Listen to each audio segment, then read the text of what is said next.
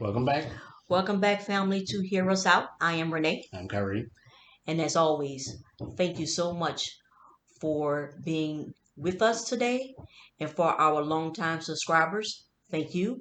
And for the new listeners who are here who happen to find us, make sure that you hit subscribe and continue to get notifications to hear us out. Yeah, and thank you. And today we will be, continuing reading W.E.B. Du Bois's The Souls of Black Folks. Mm-hmm. And we just will come out and say that the last few chapters have been hard reads, Uh-huh. mainly because we're kind of out of the discussion of ideals and into uh, representing and showing Mm-hmm. the reality of the situation for a Mm-hmm. lot of black people. That was the case in Of the Black Belt, where W.E.B. Du Bois kind of takes us on a Mm-hmm. journey throughout the Black Belt in the Mm-hmm. Deep South, outside of all the cities and all that stuff, and shows the situation Mm-hmm. that a lot of black people in the South, or just a lot of black people in general, Mm-hmm. in the country, are dealing with the And I situation that think, they're dealing with. yeah, and I think in the previous chapter, I like how the the glitz and the rose colored glasses are shattered here. What you think about Cotton Kingdom, and even how that image was put out there. Well, in showing us this black belt on this Jim Crow car, Mhm. and how it is that what he was describing is a is is what has always been. Mhm. It's always been dilapidated. It's always been a struggle. It's always been poor. It's literally the gentleman, quote unquote, the gentleman who sees so many black bodies being worked to death, literally dropping dead right in front of them, and they're just trampling along on their horse and buggy.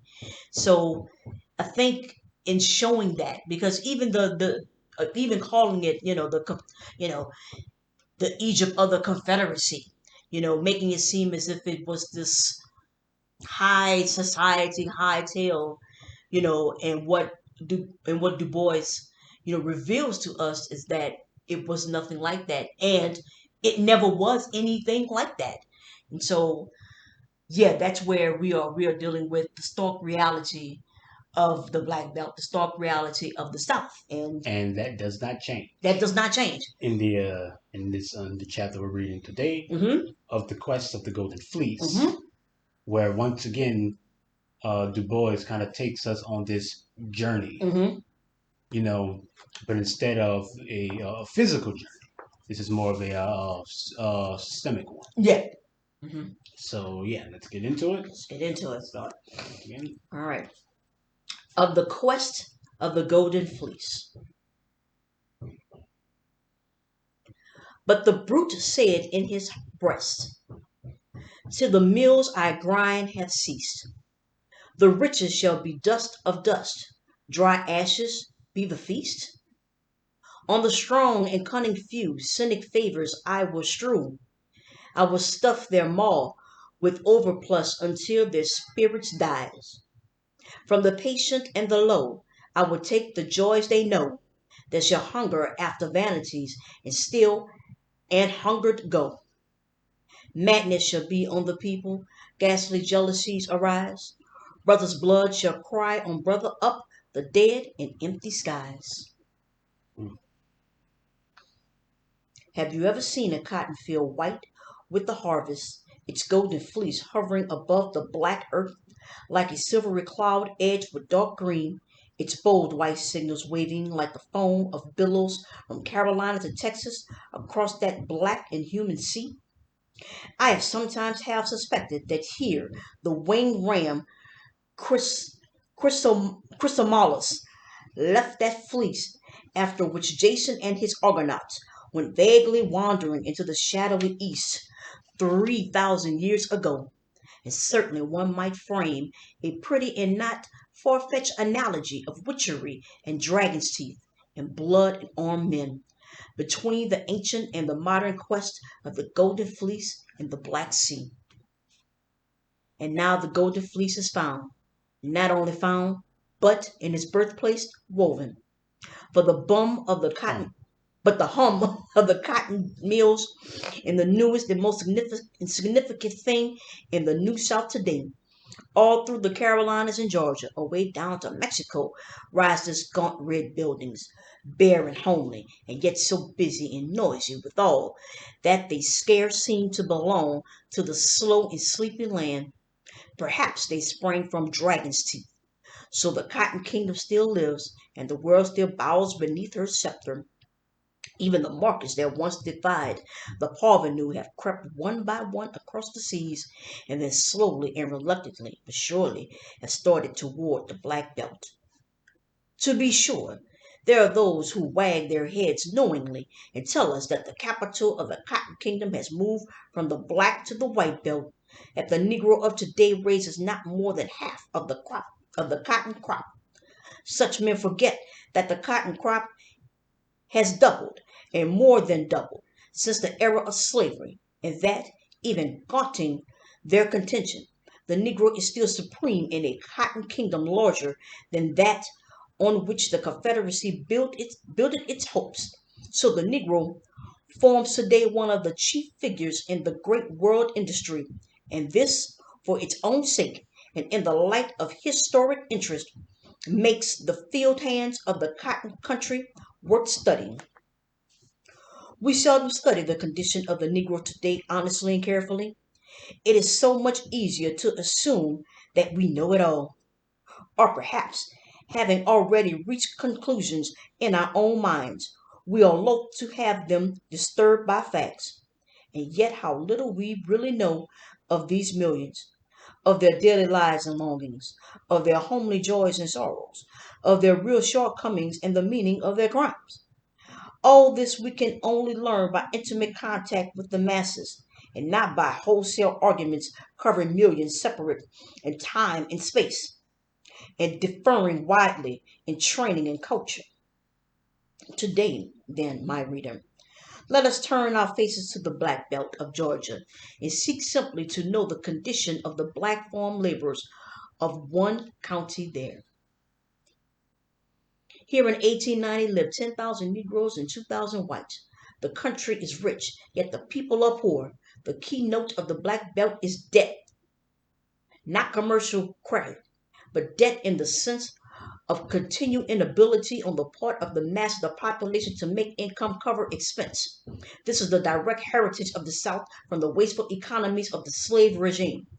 But it was emphasized and brought to a crisis by the emancipation of the slaves. In 1860, Dougherty County had 6,000 slaves, worth at least $2.5 million.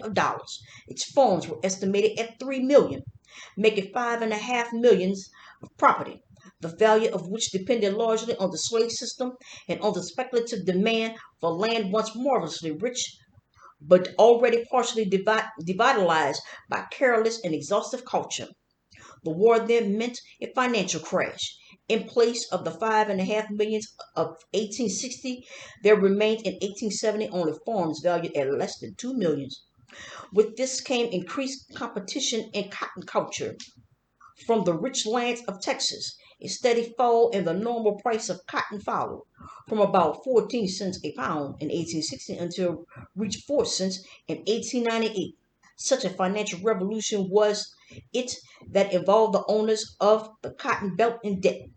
And if things went ill with the master, how fared it with the man?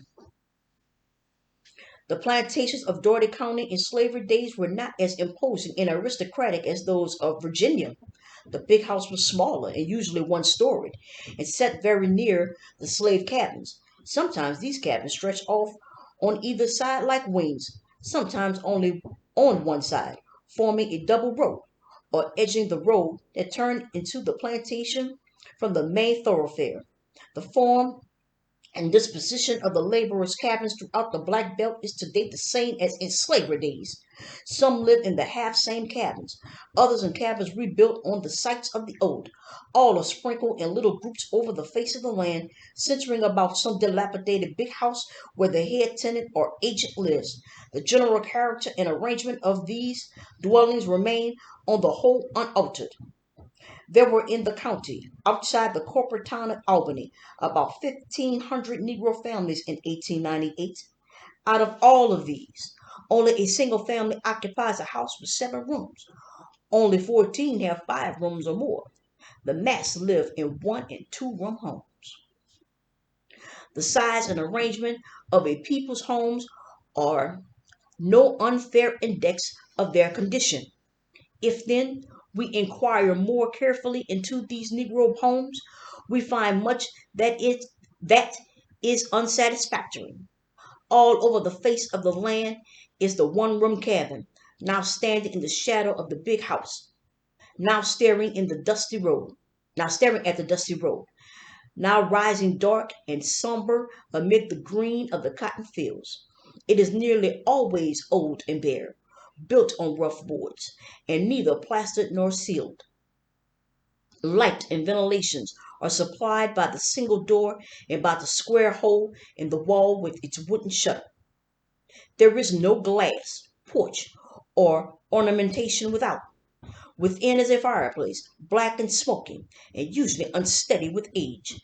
A bed or two, a table, a wooden chest, and a few chairs compose the furniture, while a stray show bill or a newspaper makes up the decoration for the wall. Now and then one may find such a cabin kept scrupulously neat, with merry steaming fireplace and hospitable door.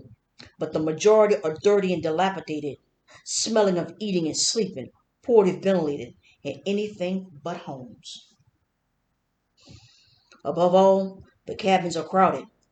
We have come to associate crowding with homes in cities almost exclusively.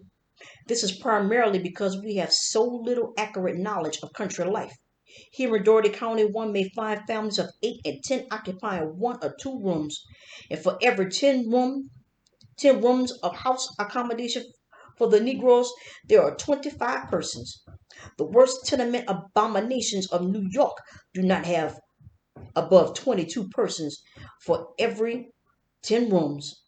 Of course, one small, close room in a city without a yard is in many respects worse than the largest single country room. In other respects, it is better. It has glass windows, a decent chimney, and a trustworthy floor. The single great advantage of the Negro peasant is that he may spend most of his life outside his home in the open field. These are 4 chief causes of these wretched homes. First, long custom born of slavery has assigned such homes to Negroes. White laborers would be offered better accommodations and might, for that and similar reasons, give better work. Secondly, the Negroes used to such accommodations do not as a rule demand better. They do not know what better houses mean. Thirdly, the landlords as a class have not yet come to realize that it is a good business investment to raise the standard of living among labor by slow and judicious methods. That a Negro laborer who demands 3 rooms and 50 cents a day will give more efficient work and leave a larger profit than a discouraged toiler herding his family in 1 room and working for 30 cents. Lastly, among such conditions of life, there are few incentives to make the laborer become a better farmer. If he is ambitious, he moves to town or tries other labor. As a tenant farmer, his outlook is almost hopeless. If following it as a makeshift, he takes the house that is given him without protest. In such homes, then, these Negro peasants live. The families are both small and large. There are many single tenants, widows and bachelors, and remnants of broken groups. The system of labor and the size of the houses both tend to be breaking up of family groups. The grown children go away as contract hands or migrate to town. The sister goes into service. And so one finds many families with hosts of babies and many newly married couples, but comparatively few families with half grown and grown sons and daughters. The average size of Negro families has undoubtedly decreased since the war, primarily from economic stress. In Russia, over a third of the bridegrooms and over half of the brides are under 20. The same was true of the antebellum Negro. Today, however, very few of the boys and less than a fifth of the Negro girls under 20 are married. The young men marry between the ages of 25 and 35. The young women between 20 and 30. Such postponement is due to the difficulty of earning sufficient to rear and support a family, and it undoubtedly leads, in the country districts, to sexual immorality. The form of this immorality, however, is very seldom that of prostitution and less frequently that of illegitimacy than one would imagine. Rather, it takes the form of separation and desertion after a family group has been formed. The number of separated persons is 35 to the thousand, a very large number. It would, of course, be unfair to compare this number with divorce statistics, for many of these separated women are in reality widowed, were the truth known, and in other cases the separation is not permanent. Nevertheless, here lies the seat of greatest moral danger. There is little or no prostitution among these Negroes in over three-fourths of the families, as found by house to house investigation, deserve to be classed as decent people with considerable regard for female chastity. To be sure, the ideas of the mass would not suit New England, and there are many loose habits and notions. Yet the rate of illegitimacy is undoubtedly lower than in Austria or Italy, and the women as a class are modest. The plague spot in sexual relations is easy marriage and easy separation. This is no sudden development, nor the fruit of emancipation. It is the plain heritage from slavery. In those days, Sam, with his master's consent, took up with Mary. No ceremony was necessary, and in the busy life of the great plantations of the Black Belt, it was unusually dispensed with. It was usually dispensed with. If now the master needed Sam's work in another plantation or in another part of the same plantation, or if he took a notion to sell the slave, Sam's married life with Mary was usually unceremoniously broken, and then it was clearly to the master's interest to have both of them take new mates.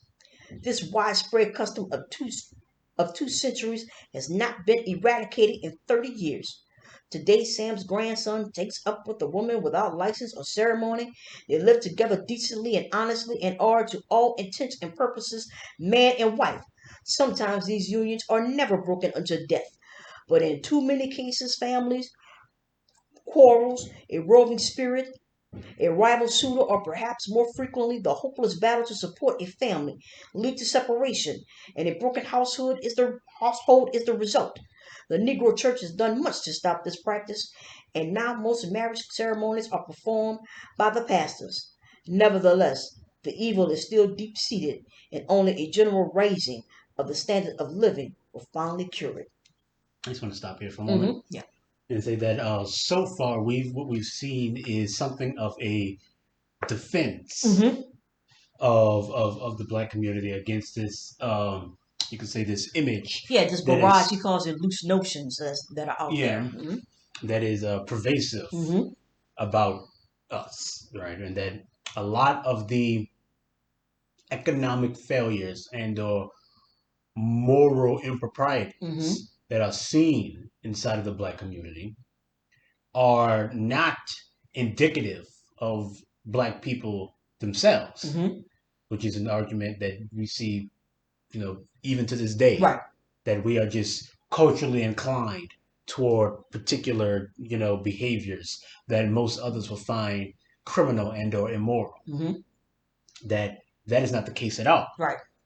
And what is actually happened is that you're seeing the result of To systemic make oppression, right. systemic racism, Mm-hmm. right? And that these moral improprieties, right, that you Mm-hmm. attribute to us are actually a byproduct of slavery, Mm-hmm. you know? and that our and these moral improprieties don't take the form of prostitution, even though Right. that's like I said, that's the image Mm-hmm. that's pervasive for us. It takes the form of desertion and separation, Mm-hmm. and mainly these women are widowed. Mm-hmm. You know, we all know where that comes from. Right. We all know what they're existing in at the time. Mm-hmm.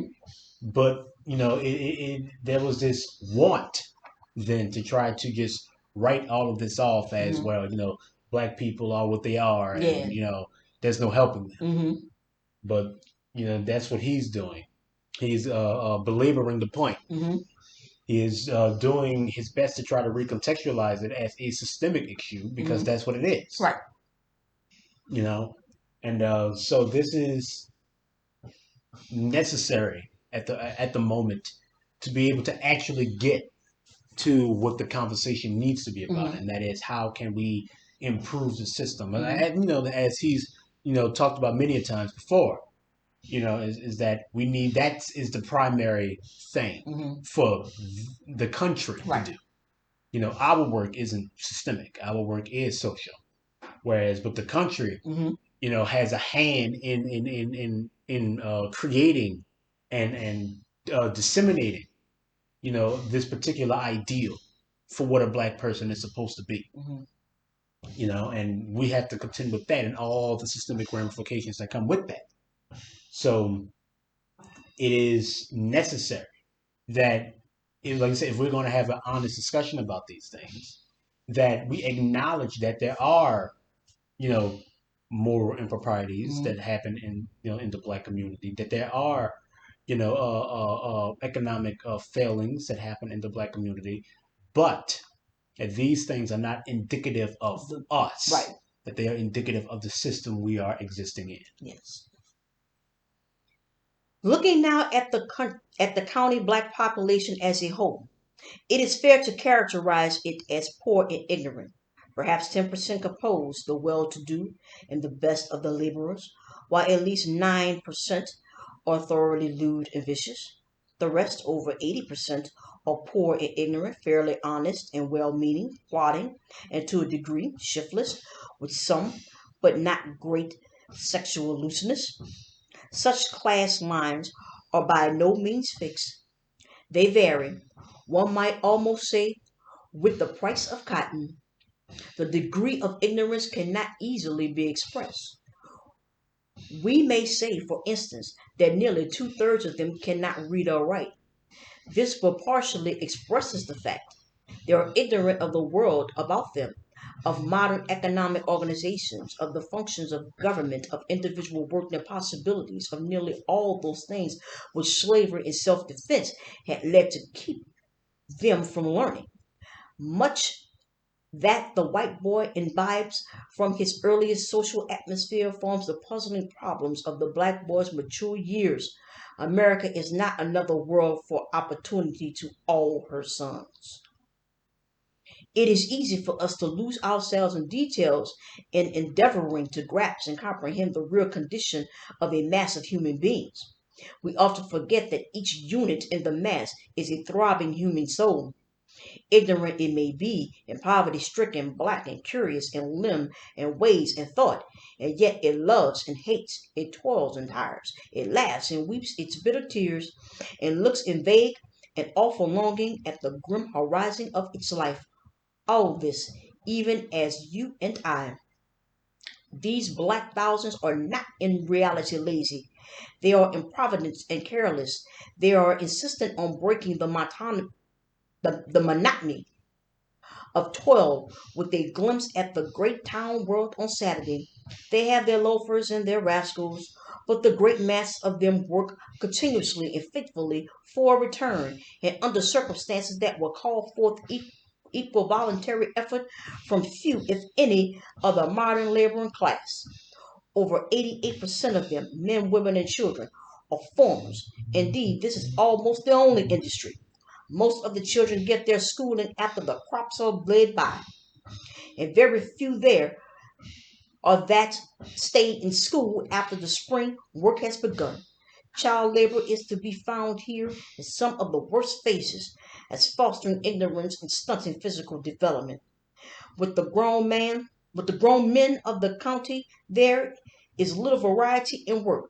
1,300 are farmers and 200 are laborers, teamsters, etc., including 24 artisans, 10 merchants, 21 preachers, and 4 teachers. This narrowness of life reaches its maximum strong with among the women. 1,350 of these are farm laborers, 100 are servants and washerwomen, leaving 65 housewives, 8 teachers, and 6 seamstresses. Among this people there is no leisure class.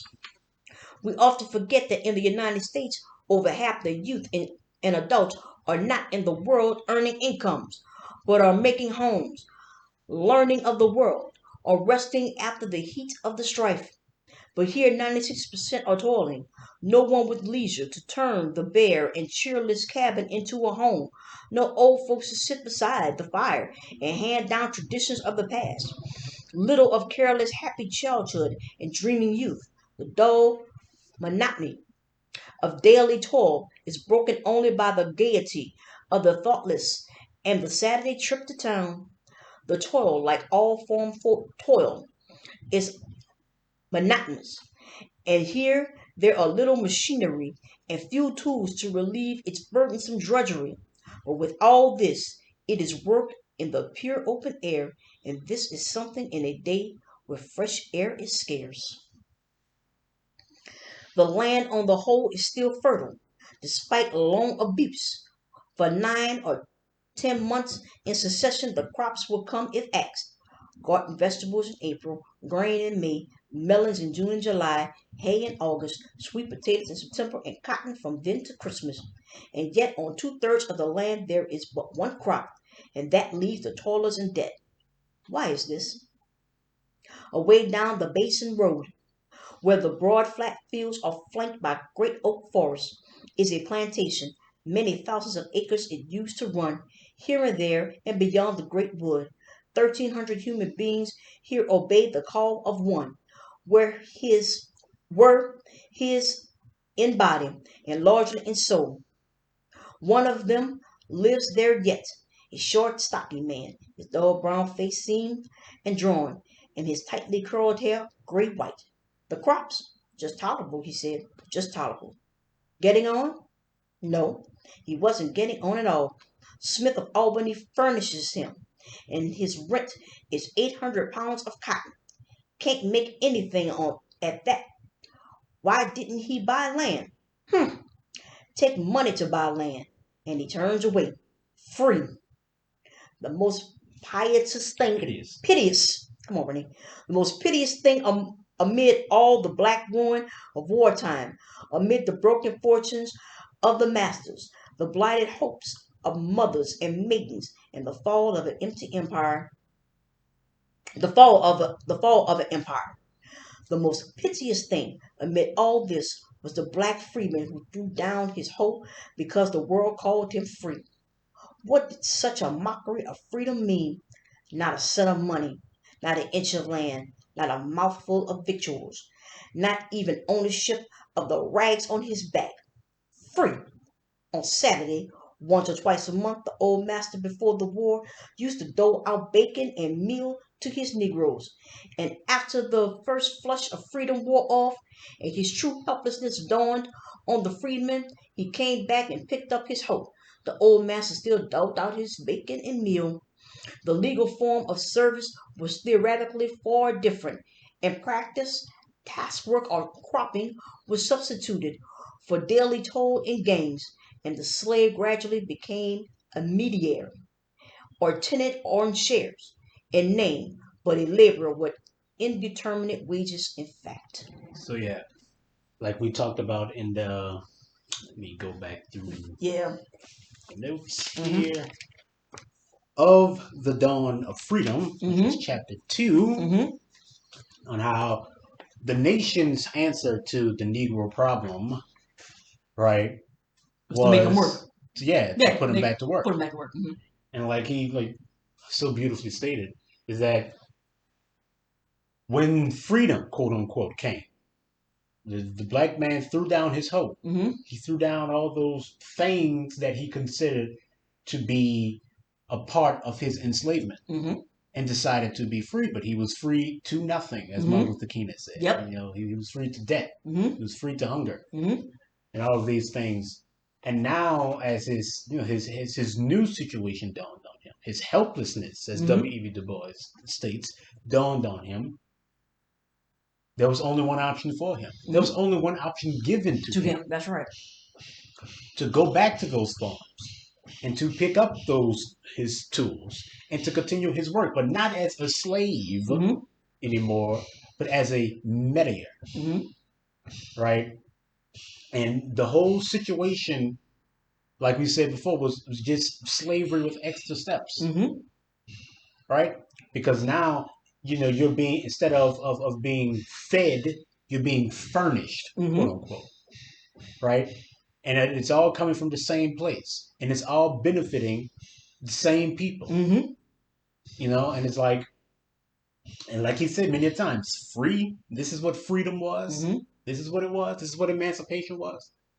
It was just slavery in a new form. The country never did its work of actually ridding itself of this broken system. It only got rid of a particular avenue of profit and decided to transform it. And not really even at that. It just transformed it into you went from slave to mediator, and everything just kept trudging along. And that current predicament, of the debt, being indebted to those who dole out such things, of those on that axis, that is one that we still find practically in the same form to date. Like I said before, like I don't understand what it's like to be a slave. I can read it and I can sympathize with it, and I can understand that our situation is somewhat analogous to that. But debt, and feeling like being forced to work, being forced to give, even, and having to keep doing these things, not making ends meet, not really having any type of economic flexibility other than to work tirelessly, and never really getting ahead, that type of stuff. That situation, that is one that I understand intuitively, because that's the situation that we find ourselves in, and that's the situation, and you really see like the progress, quote unquote, that we've made, that we've been in that situation practically since the end of slavery. That's what it's been. You've gone from from enslaved to mediator, a debtor. And well, let me continue to read because there's so many ways that we're going to get caught up in this. So still the price of cotton fell, and gradually the landlords deserted their plantations, and the reign of the merchant began. The merchant of the Black Belt is a contractor. Sure. Oh yeah. Yes. I'm sorry. Our lines are different here. Yeah, we are reading two different. We're reading two different copies. Right. But yeah. Yeah. Read your line. The merchant of the Black Belt is a curious institution, part banker, part landlord, part contractor, and part despot. I don't have that line. I have the merchant of the Black Belt is a contractor and part despot. Okay. Yeah. His store, which used most frequently to stand at the crossroads and become the center of a weekly village, has now moved to town, and thither the Negro tenant follows him. The merchant keeps everything: clothes and shoes, coffee and sugar, pork and meal, canned and dried goods, wagons and plows, seed and fertilizer. And what he has not in stock, he can give you an order for at the store across the way. Here then comes the tenant, Sam Scott.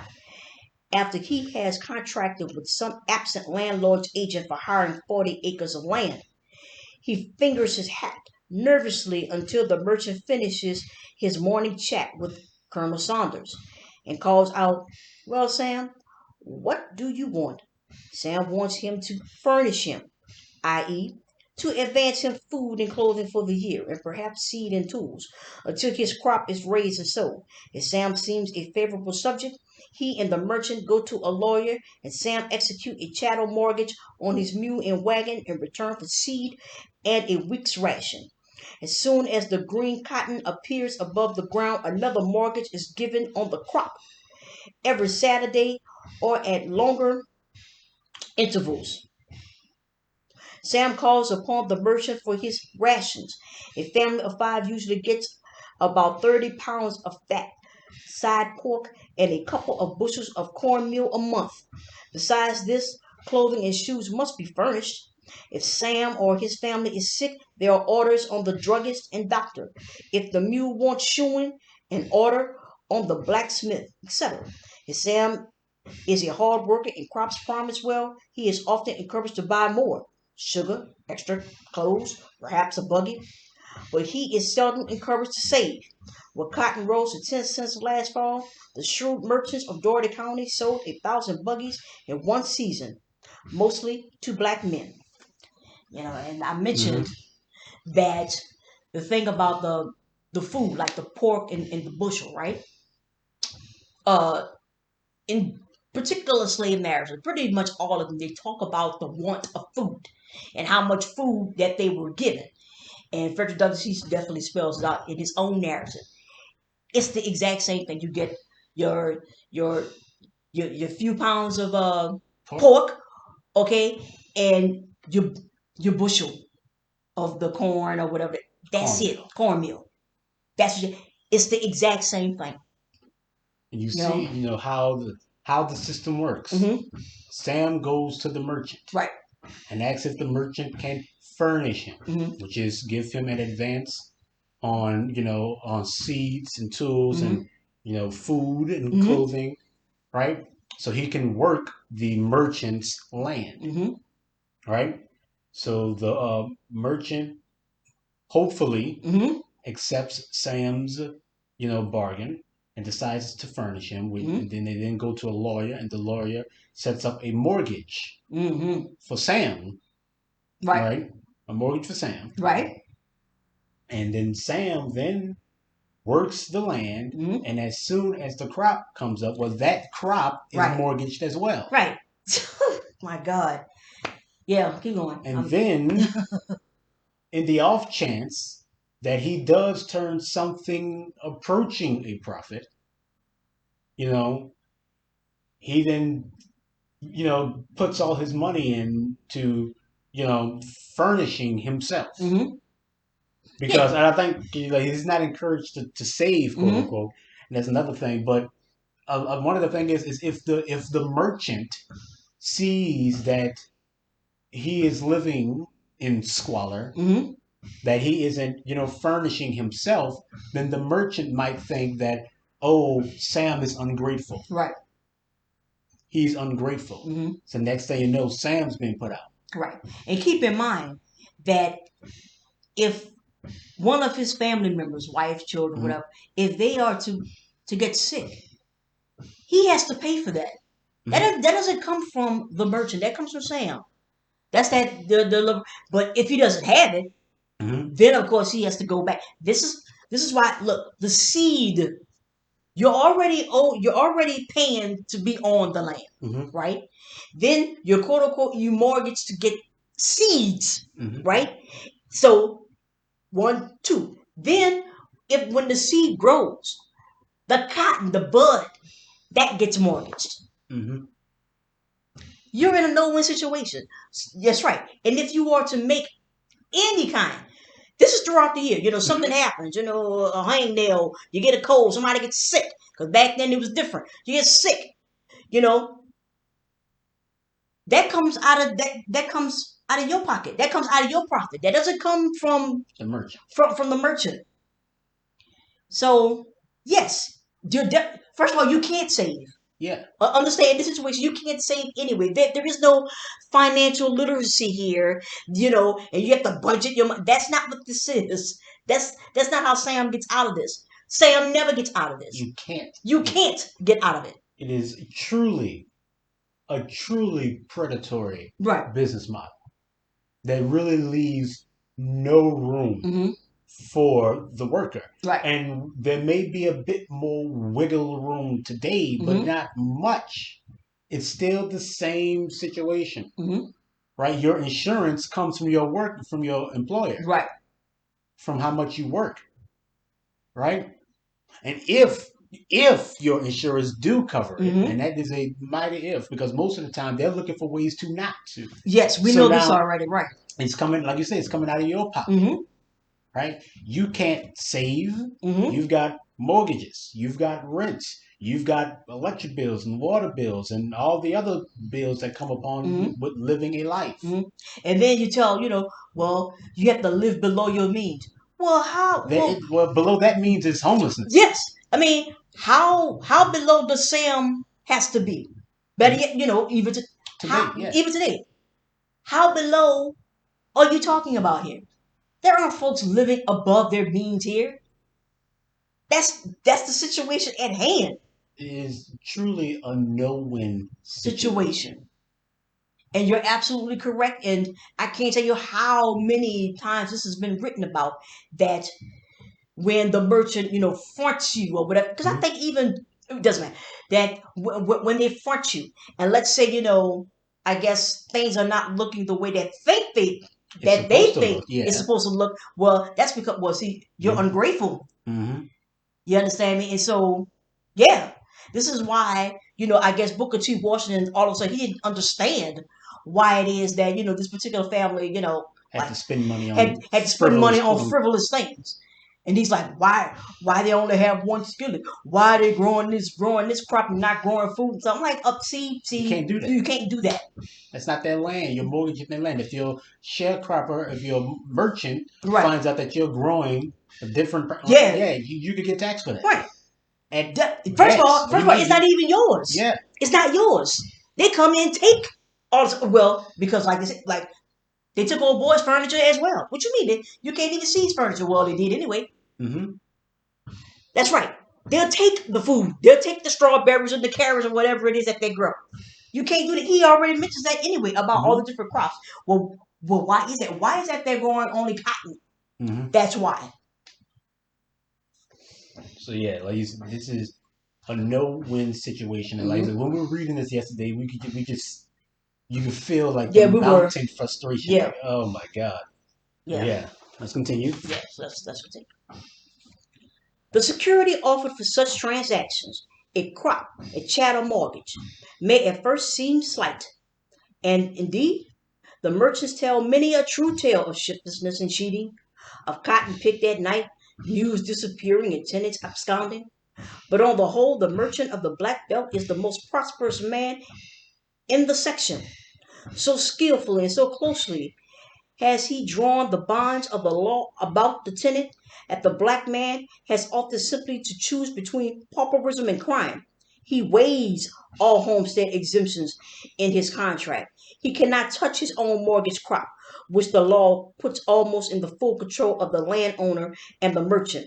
When the crop is growing, the merchant watches it like a hawk. As soon as it is ready for market, he takes possession of it, sells it, pays the landowner his rent, subtracts his bill for supplies, and if, as sometimes happens, there is anything left, he hands it over to the black serf for his Christmas celebration. The direct result of this system is an all cotton scheme of agriculture and the continual bankruptcy of the tenant. The currency of the black belt is cotton. It is a crop always sellable for ready money, not usually subject to great yearly fluctuations in price, and one which the Negroes know how to raise. The landlord therefore demands his rent in cotton, and the merchant will accept mortgages on no other crop. There is no use asking the black tenant then to diversify his crops. He cannot under this system. Moreover, the system is bound to bankrupt the tenant. I remember once meeting a little one mule wagon on the river road. A young black fellow sat in it, driving listlessly, his elbows on his knees. His dark faced wife sat beside him, stolid, silent. Hello, cried my driver. He has a most impudent way of addressing these people, though they seem used to it. What have you got here? What have you got there? Meat and meal, said the man, stopping. The meat lay uncovered in the bottom of the wagon, a great thin side of fat pork covered with salt. The meal was in a white bushel bag. What did you pay for that meat? 10 cents a pound. could have been bought for 6 or 7 cents, 7 cents cash. And the meal, $2. $1.10 is the cash price in town. Here was a man paying $5 for goods which he could have bought for $3 cash and raised for $1 or $1.50. Yet it is wholly not his fault. The Negro farmer started behind, started in debt. This was not his choosing, but the crime of this happy-go-lucky nation which goes blundering along with its Reconstruction tragedies, its Spanish War interludes, and Philippine matinees, just as though God really were dead. Wanting debt, it is no easy matter for a whole race to emerge. In the year of low price cotton, 1898, out of 310 families, 175 ended their year's work in debt to the extent of $14,000. 50 cleared nothing, and the remaining 75 made a total profit of $1,600. The net indebtedness of the black tenant families of the whole county must have been at least $60,000. In a more prosperous year, the situation is far better. But on average, the majority of tenants in the year even are in debt, which means that they work for board and clothes. Such an economic organization is radically wrong. Who is the blame? Let me stop right there. Even today, we talk about, you know, black families having zero net dollars compared to white families that have, I don't know, 60,000, whatever it is. Because of this setup right here, it's the exact same setup. You're starting in debt. Mm-hmm. You're never starting. You're never starting not at a loss. So and the idea again of just, we need to pull our resources. What resources? Oh, you need to buy land. How? You're literally not even being paid with money. Mm-hmm. You're being paid with seeds they have to produce, and of course, you got old boy the merchant who's lurking.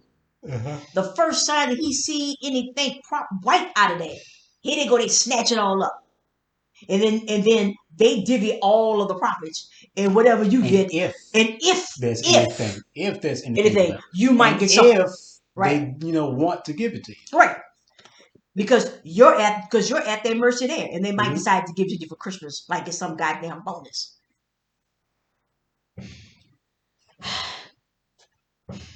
The underlying causes of these situations are complicated but discernible, and one of the chief, outside the carelessness of the nation, is letting the slaves start with nothing.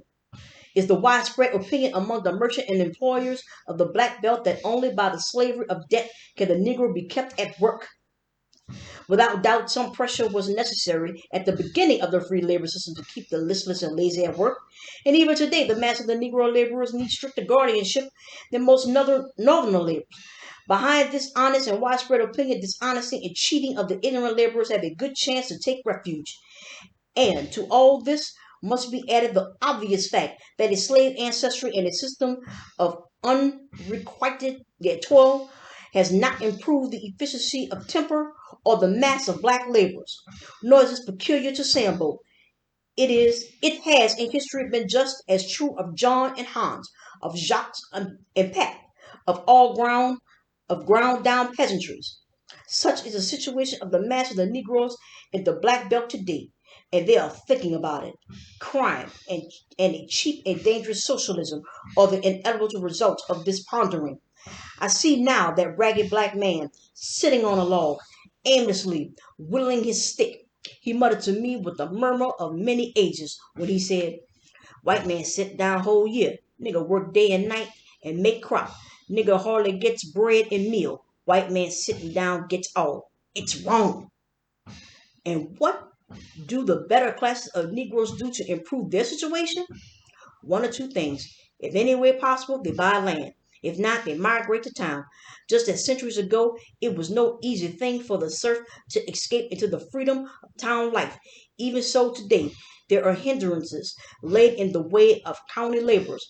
In considerable parts of all of the Gulf states, and especially in Mississippi, Louisiana, and Arkansas, the Negroes on the plantation in the back country districts are still held at forced labor practically without wages.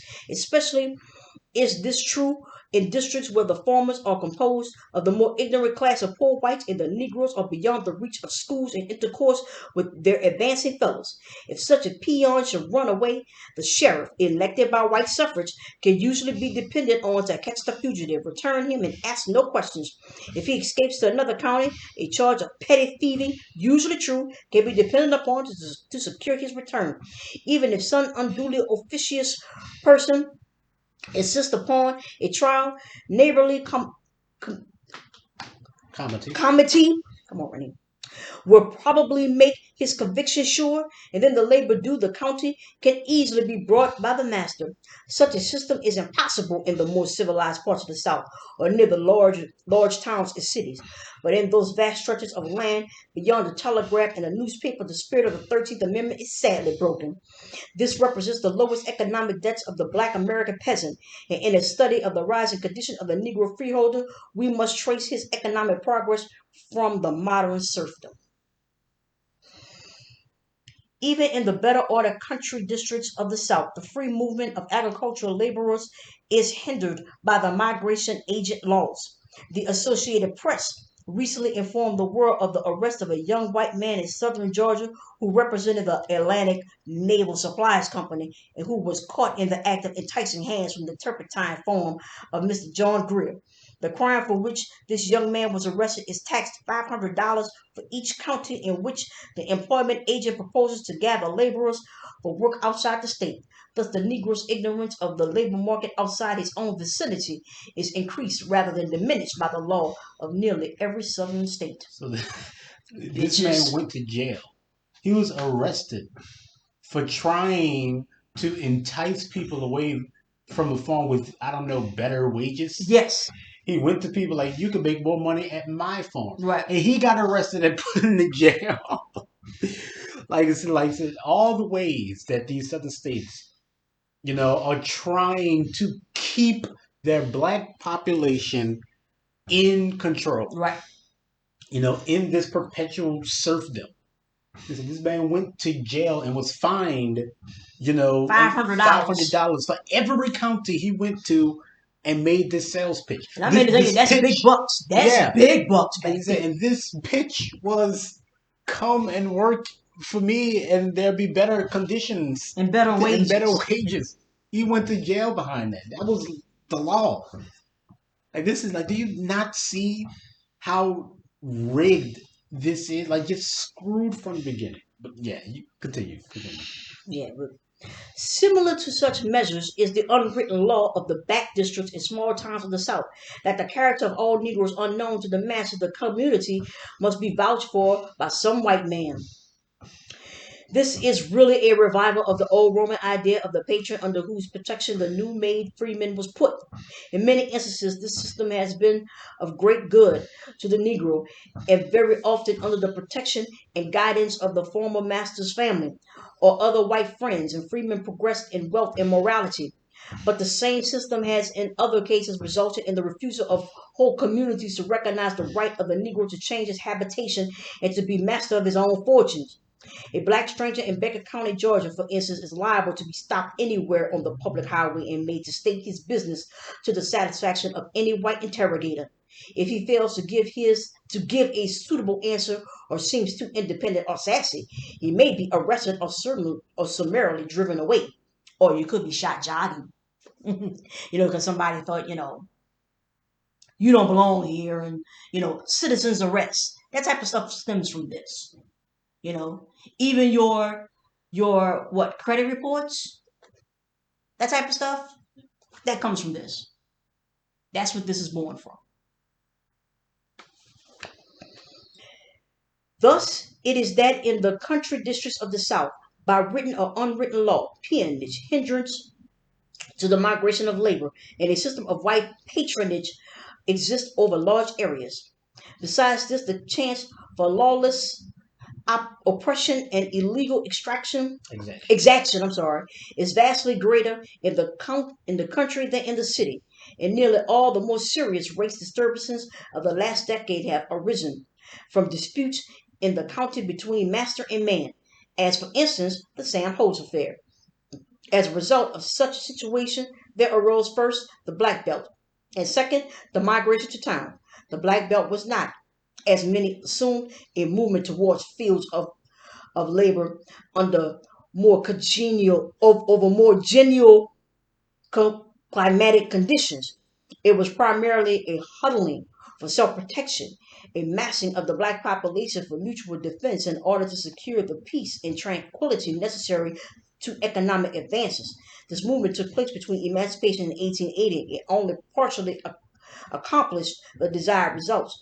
The rush to town since 1880 is the counter movement of men disappointed in the economic opportunities of the Black Belt. In Dougherty County, Georgia, one can eas- one can see easily the results of this experiment in huddling for protection.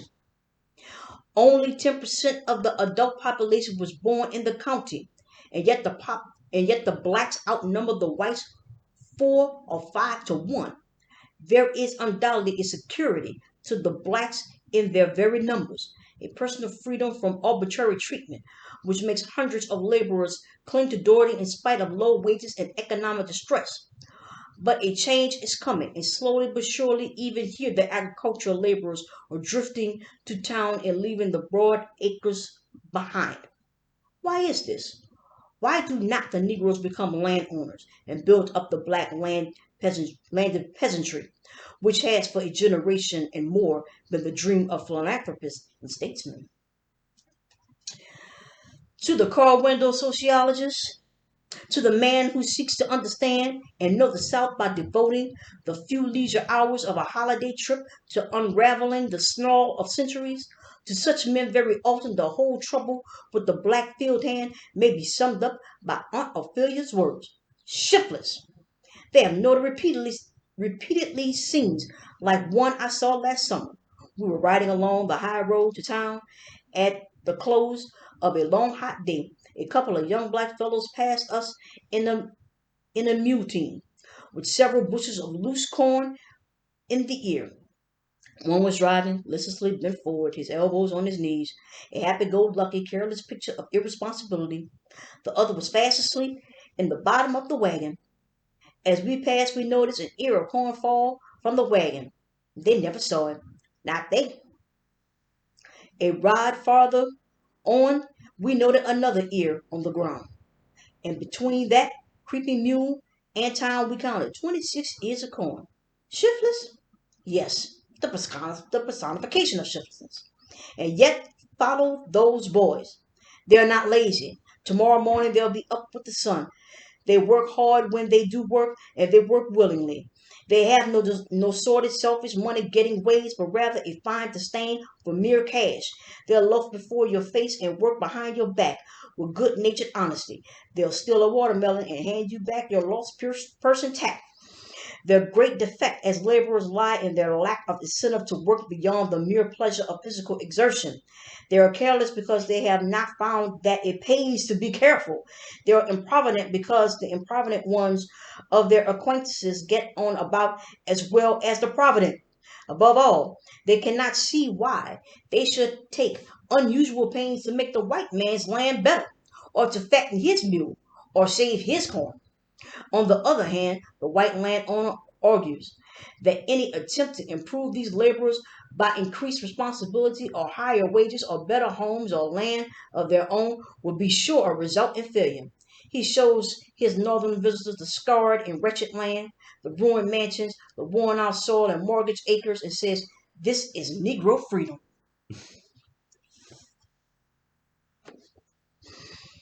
Now it happens that both master and man have just enough argument on their respective sides to make it difficult for them to understand each other.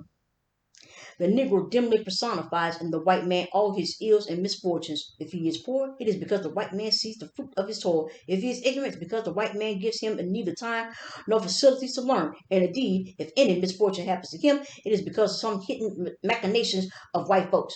On the other hand, the master and the master's sons have never been able to see why the Negro, instead of settling down to be day laborers for bread and clothes, are infected with a silly desire to rise in the world, and why they are sulky, dissatisfied, and careless, where their fathers were happy and dumb and faithful. Why you niggers have an easier time than I do, said a puzzled Albany merchant to his black customer. Yes, he replied, and so does your hogs. Taking, then, a dissatisfied and shiftless field hand as a starting point, let us inquire how the black thousands of Doherty have struggled from him up toward their ideal and what that ideal is. All social struggle is evidenced by the rise, first of economic, then of social classes among a homogeneous population. Today, the following economic classes are plainly differentiated among these Negroes: a submerged tenth of croppers, with a few paupers, 40% who are mid-years, and 39% are semi-mid-years and wage laborers. There are left 5% of money renters and 6% of freeholders, the upper 10 of the land. The croppers are entirely without capital, even in the limited sense of food or money to keep them from seed time to harvest. All they furnish is their labor. The landowner furnishes land, stock, tools, seed, and house. And at the end of the year, the laborer gets from a third to half of the crop. Out of his share, however, comes pay and interest for food and clothing advanced him during the year. Thus, we have a laborer without capital and without wages, and an employer whose capital is largely his employer's wages. It is an unsatisfactory arrangement, both for hire and hired, and is usually in vogue on poor land with hard pressed owners. Above the croppers come the great mass of the black population who work the land on their own responsibility, paying rent and cotton and supported by the crop mortgage system. After the war, this system was attractive to the freedmen on account of its larger freedom and its possibility of making a surplus. But with the carrying out of the crop lien system, the deterioration of the land, and the slavery of debt in the position of the mid years has sunk to a dead level of practically unrewarded toil. Formerly, all tenants had some capital and often considerable, but absentee landlords and rising rack rent and falling cotton have stripped them well nigh of all, and probably not over half of them today own their mules. The change from cropper to tenant was accomplished by fixing the rent. If now the rent fix was reasonable, this was an incentive to the tenant to strive. On the other hand, if the rent was too high or if the land deteriorated, the result was to discourage and check the efforts of the black peasantry. There is no doubt that the latter case is true, that in Doherty County every economic advantage of the price of cotton in market and of the striving of the tenant has been taken advantage of by the landlords and merchants and swallowed up in rent and interest. If cotton rose in price, the rent rose even higher. If cotton fell, the rent remained or followed reluctantly. If the tenant worked hard and raised a large crop, his rent was raised the next year. And if that year the crop failed, his corn was confiscated and his mule sold for debt. There were, of course, exceptions to this case of personal kindness and forbearance, but in the vast majority of cases, the rule was to extract the uttermost farthing from the masses of the black farm laborer. It just reminds me of there's a quote in the first Dune Mm-hmm. where the Baron Harkonnen is Oh, talking to the Beast Raban yes, yes, after yeah. he has defeated Mm-hmm. House Atreides Mm-hmm. and Paul and Jessica on the Mm-hmm. run in the desert, and he tells the Beast Raban that he must squeeze Yep. Arrakis of Mm-hmm. everything it is worth. Squeeze the people of everything that they are worth. He said, and I don't know that but this is the same situation Right. here, and you are squeezing every bit of profit Mm-hmm. that you can make out of the situation. Like I said, if the prices of cotton rose, then Mm-hmm. their rent rose. If Mm-hmm. the prices fell, then their rent stayed the They. same or reluctantly fell Mm-hmm. to something that it was before, which was already too high. Right. If they make a profit Mm-hmm. off of it, if the farmer does well and makes all his money, then their rent rises, Mm-hmm. right? If they fail or if they fall, then they're kicked out, Mm-hmm. and everything that they have is sold off for debt. And it keeps going like Mm-hmm. that. Like I said, that there are exceptions, there are Yeah. cases, but Yeah. those are exceptions. Yeah. That's Most of the right. time, Mm-hmm. these people are being squeezed of everything that they are worth. And the system in and of itself says that you can't do that, Right. right? It's illegal to, Mm-hmm. to, to confiscate their furniture. It's illegal to do these things. And yet But yet, it's still happening. happening. It's still happening. Mm-hmm. Like we said, the system only goes so far. It's the temperament of the people you're Mm-hmm. dealing with. Right. You know? So it doesn't matter if it's illegal if your law is not being enforced by the Mm-hmm. very people who hunts down, black people who have done nothing but move, Right. but leave, Mm-hmm. and you criminalize, Their movement, you yeah. criminalize that movement. You criminalize people coming to them with better offers. And then they have to pay all these mortgages and all this stuff. It's like, this is ridiculous. It's literally It it's is the same setup ridiculous. today. I mean, when you have workers who try to form, who want to, form a union or whatever, what do Mhm. y'all do? Y'all fired up. Y'all get rid of them. It's the rent raises And right yeah, now. and if your company makes a record profit, your workers don't see any of that. That's right. If your company sees a record low, well, now you got You to can lay fight. You people guys off. have to lay people off. It's the And same, it's like, right? it's the same thing. It's the same thing in a different guise. But Yep. instead of working on the farm, you're working in the cubicle Mm-hmm. or working at one of these new swanky millennial Mm-hmm. offices. But it's all the same thing. It's all the same thing. The average Mateer pays from 20 to 30% of his crop in rent. The result of such rack rent can only be evil, abuse and neglect of the soil, deterioration in the character of the laborers, and widespread sense of injustice. Let me stop right there just for a moment. It's the same thing where, your landlord requires you to make 3 times as much as the rent. It's the exact same setup. That's the rent rap. Well, like if you could afford that, If you you could afford would. it, you wouldn't even be here. But that's a whole. But that's a different conversation. But I'm just saying, that's how. That's where this comes from. Mm-hmm. Wherever the country is poor, cried off the young, it is in the hands of the Mediers, and their condition is more wretched than that of a day laborer.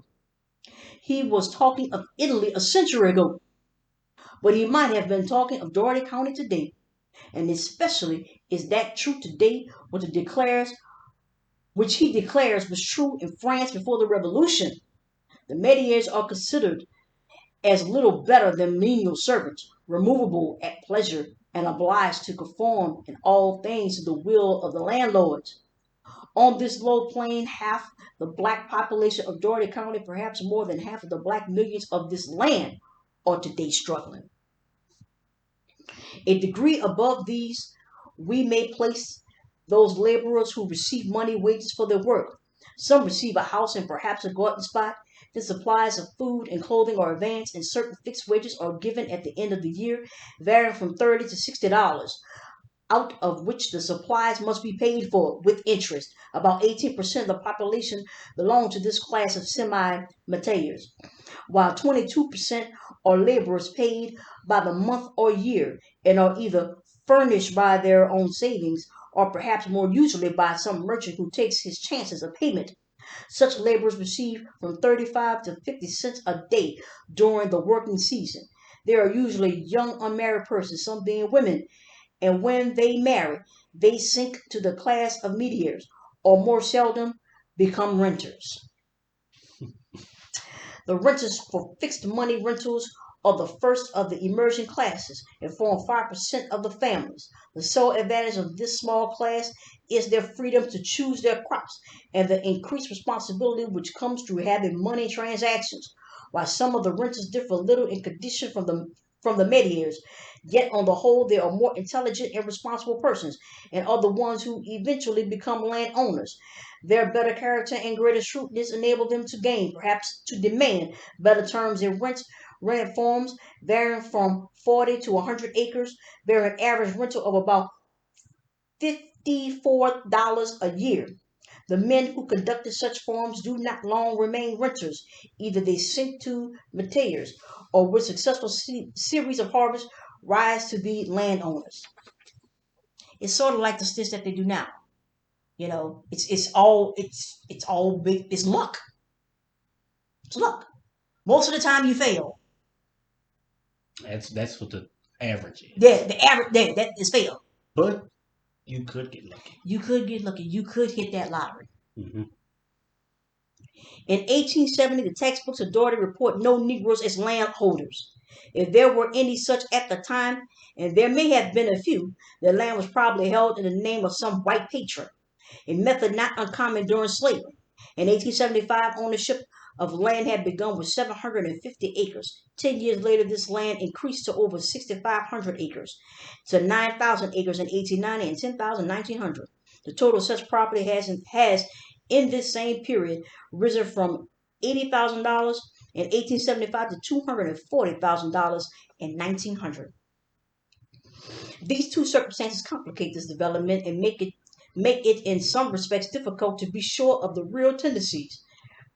There are the panic of 1893 and the low price of cotton in 1898. Besides this, the system of assessing property in the country districts of Georgia is somewhat antiquated and of some uncertain statistical value.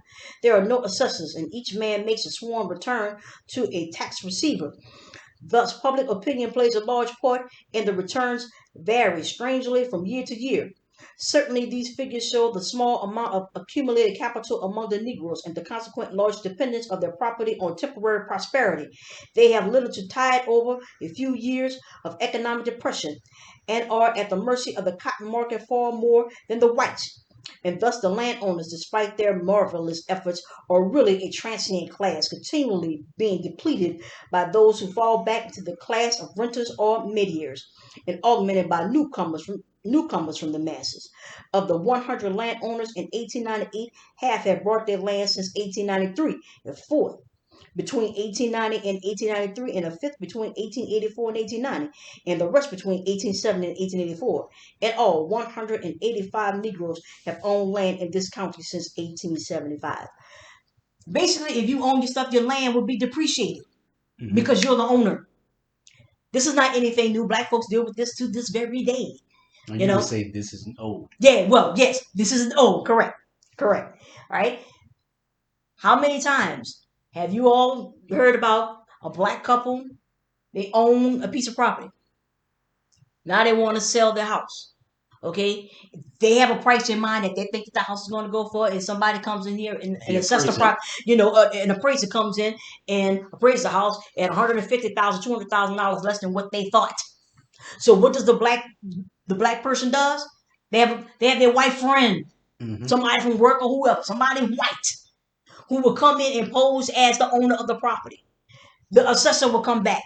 Another property assessor will come in, and all of a sudden, now the property is appraised at $200,000 more than, this is the exact same thing. So yes, there are chances that you do become, a landowner. But this is the reality of being a landowner: is that your value, that the value of the land, your very personage, right, devalues the land in the eyes of the system, right. And we know. I mean, just think about cotton. It was 4 cents, 10 cents, 18 cents. It went down to 10 or whatever. Okay, when did we stop using cotton? When? Especially during this time.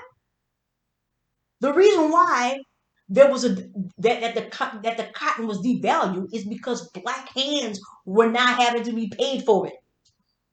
That's why. There was no, we got all this cotton from Texas. Man, shut up already. Let's stop that. That's not why. There's never this is not an oversaturation of cotton. Are you crazy? That's because now black people have to be paid for it. Oh, we know what that means. But it was at all-time high when they were being worked to death and dropping dead in the middle of the field. in the middle of the street. You still got the wagons, you still got the ships, sheets, dresses. You telling me stop. Yeah. Whatever. So let me keep going. If all the black landowners who ever held land here had kept it or left it in the hands of black men, the Negroes would have owned nearly 30,000 acres than the 15,000 they now hold. And yet these 15,000 acres are an incredible showing, a proof of no little weight of the worth and ability of the Negro people. If they had been given an economic start at emancipation, if they had been in an enlightened and rich community which really desired their best good, then we might perhaps call such a result small or even insignificant. But for a few thousand poor, ignorant field hands in the face of poverty, a falling market, and social stress, to save and capitalize $200,000 in a generation has meant a tremendous effort. The rise of a nation and pressing forward of a social class means a bitter struggle, a hard and soul sickening battle with the world, such as few of the more favored classes know or appreciate. Out of the hard economic conditions of this portion of the Black Belt, only 6% of the population have succeeded in emerging into peasant proprietorship. And these are not all firmly fixed, but grow and shrink in number with the wavering of the cotton market. Fully 94% have struggled for land and failed, and half of them sit in hopeless serfdom. For these, there is one other avenue of escape towards which they have turned in increasing numbers, namely migration to town. A glance at the distribution of land among the black owners curiously revealed this fact. In 1898, the holdings were as follows: under 40 acres, 49 families; 40 to 250 acres, 17 families; 250 to 1,000 acres, 13 families; 1,000 or more acres, 2 families. Now in 1890, there were 44 holdings, but only 9 of these were under 40 acres. The great increase of holdings then has come in the buying of small homesteads near town, where their owners really share in the town life. This is a part of the rush to town. And for every landowner who has thus hurried away from the narrow and hard conditions of country life, how many field hands, how many tenants, how many ruined renters have joined that long procession? Is it not strange compensation? The center of the country districts is visited on the town, and the social sores of city life today may, here in Dougherty County and perhaps in many places near and far, look for their final healing without the city walls. Mm. That was Of the Quest of the Golden Fleece. Mm-hmm. Mm-hmm. When we read it, we were frustrated. We were fuming. We were fuming. We came to We were fuming. a lot of, when we've been reading so far, we've been thinking about different ways, maybe like during this time, during this ferment, like different things perhaps we could have done or the country could have done that could, maybe have stopped us or changed the direction of where we were heading. And we came up with all type of different things. Perhaps slowly phasing out slavery was better than all out war. Maybe regulation. Maybe some type of redistribution, stuff like that. What should we have done after all this thing? Yeah, and like we said, there was no right or wrong answers at that. It was just what was done. But what if we want to try to curtail this or lead to a different direction? What should have happened? And then yesterday we were we should have done absolutely nothing. That's right. We should not have engaged with this system at all. We should have all packed up and lived like nomads and just was scattered to the wind and just left and walked and migrated where we wanted to at any particular time. Let's say like Native Americans did, when they were here by themselves beforehand. When they got hot in one region, they went over there. When they got cold over there, went over there. When the crop was, and they followed the grazing beasts and they did all this stuff. And that's what we should have did. We should have became nomads and gypsies. We should have just scattered to the wind, and we should not have engaged with this system at all. Because engaging with this system, this is what that looks like. This is what that means. And look, if we are so, stupid, if we're so lowly, nothing but, then maybe we shouldn't even be working. Maybe we don't even deserve to work in your hallowed halls. Fine, you do the work. You do it. We won't engage at all. That's what should have happened. Right. And that's the same thing that should be happening now. Right now, that's right. Like we've said before, this isn't about fixing the system. Screw the system. The system is just people. If we can't fix the people, then the system will forever be broken, period. Right. So, we're tired of talking about the system. All the different things that maybe the Freedmen's Bureau could have done. All these things would not have changed the perception of us. Right. And we can't do that for you. Right. Only you're going to be able to move that needle. Mm-hmm. So you know what? Why even try? Yep. Why even try? We're going to go, we're not going to even engage in that at all. Mm-hmm. Let's just go this, we're not doing that We're at not all. doing it. Bye. But I've been saying that. I've And been that's saying the that same, forever. You that's have the to same leave thing. this alone. We have to be willing to, at this now, where we have to be willing to walk away, to turn away. And yet we still have folks who think, because like I said, when we talked about this many times, that this was, finally published like in 1903, right? Mm-hmm. It was like 50 years later that W.E.B. Du Bois was like, you know what? I'm out. I'm completely out. I'm like out the country, out.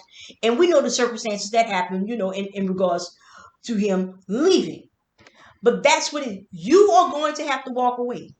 As long as you are engaging in this, as long as you are fighting for your rights and fighting for your place, as long as you are doing that, this is what it's going to be. There will be no reprieve. We have had no reprieve. We've even had a black president. We have had no reprieve. That's what this is. As long as you are constantly engaged, and I keep going back to the thing that John Henry Clark said. You're not mad enough. You're not tired. You're not when you are so angry and you get so tired. The only thing you're going to do is you're gonna put your weapon. You're gonna put it down, and you're gonna walk away. You're gonna walk away. So, in conclusion, Mm-hmm.